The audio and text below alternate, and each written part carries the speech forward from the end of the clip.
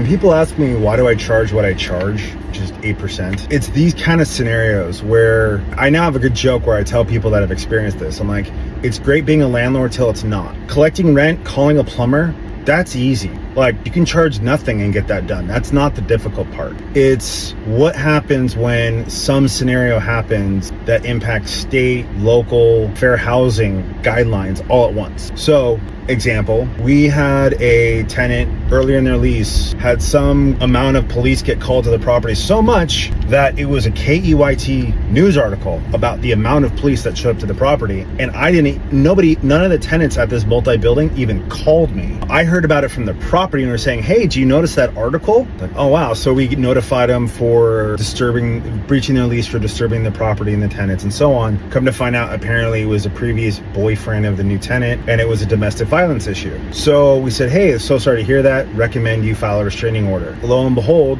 last month, the police were called again. Nobody notified me. I actually got called from a neighbor complaining about it, which had me investigate, but confirmed again it was the boyfriend, which is a domestic violence, and this was a housing support tenant as well. So you cannot evict and terminate leases for people having victims of domestic violence. So it's one of those where we said, hey, please, and they now got the restraining order in place, but a lot of owners would be like, oh, just terminate them, evict them. They're impacting the property. We don't like that. No, that violates fair housing, that violates just cause ordinances. It's so many things that you would actually be liable for as the property owner.